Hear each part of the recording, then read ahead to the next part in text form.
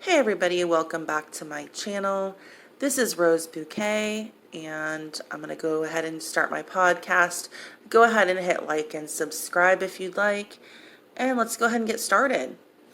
So, we're going to be talking about a few things. I'm going to start off with a very obvious topic that I think a lot of people have covered, but I haven't, so let's go ahead and do that.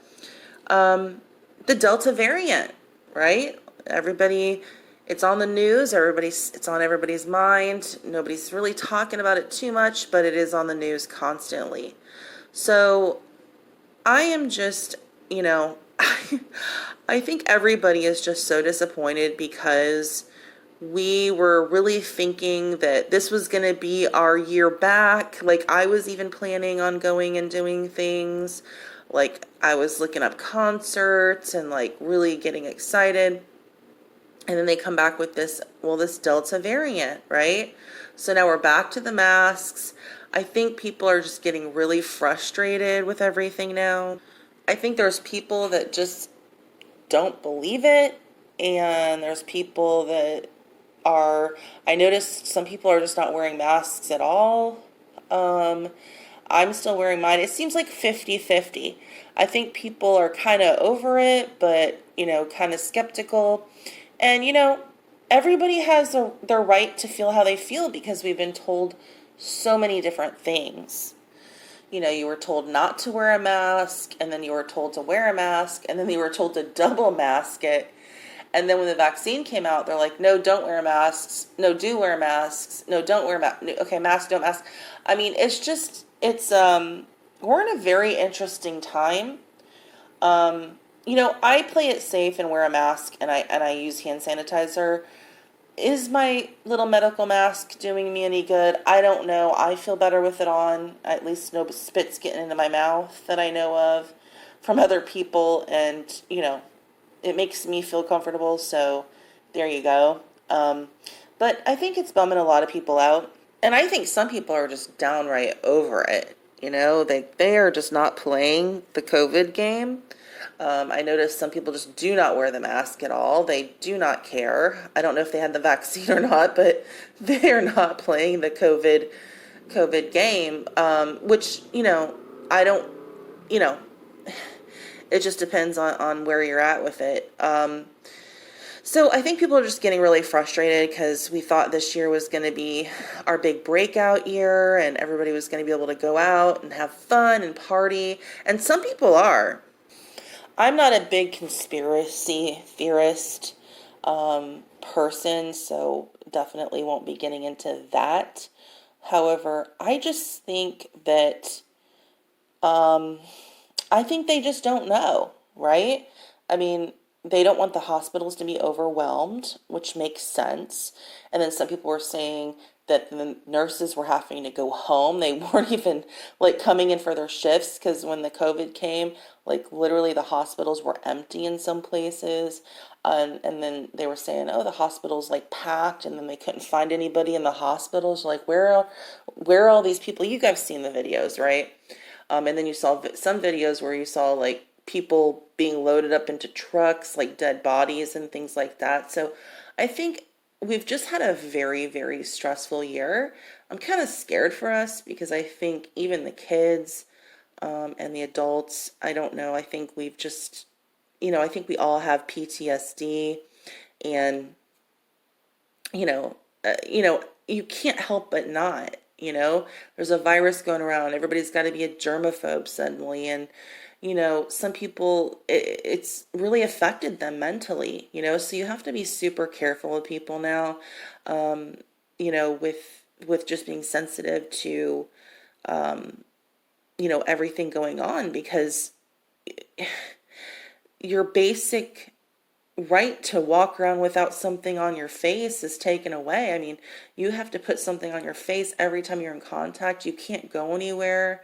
You have to be scared of germs on a shopping cart. Even I am. I'm like, oh my gosh. And like, I know other people are too. Like, where's the wipe for the cart? We've turned into a really interesting society lately. And it's kind of it's an interesting time. I just hope that soon all of this blows over, and I know we've been saying it for the last year. Keep saying it and just keep hoping and praying that soon this will all be over and we can all get back to our normal life. Like I said, some people are just living their best life. They don't care anymore. I know some people like that. I know some people that are taking it super serious. I mean, there's a whole spectrum of people. So, you know, let's just hope this is it. After this Delta variant whips through, I think we're at a very high rate here for the summer, but people were told they could go out without masks, and so they are, and so it's spreading, and you know, it is what it is. So, just have to be careful. But with that also comes the fact that people are looking for content, things to watch on YouTube, and YouTube lately, in my opinion, has gotten kind of boring. I don't know if you guys have any YouTubers that you like to watch that are interesting. Go ahead and list them below if you have. But lately, people that I watch I've either grown out of them, or they're not as interesting or intriguing to me as they used to be.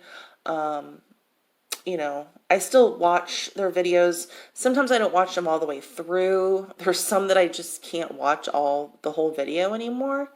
And I don't know if that's just due to the pandemic, or I just need new people to watch, or whatever the case may be.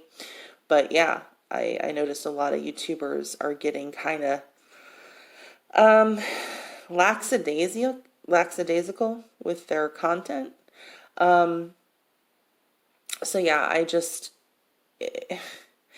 kind of like, YouTube doesn't have a list of who to watch. It's kind of like they do have their trending page. I know that. And they have some categories of things, but there's nothing really kind of to guide you. Like, this is the next cool YouTuber. Watch this person. You're going to be super entertained, or anything like that. So, and, I don't like a lot of content. Like, I was never into David Dobrik's content from the get-go, because it's not authentic to me. It's just all, very, very pressured, forced, in my opinion, the laughing and the jokes and the video itself. And I never liked Jackass, that show Jackass on MTV.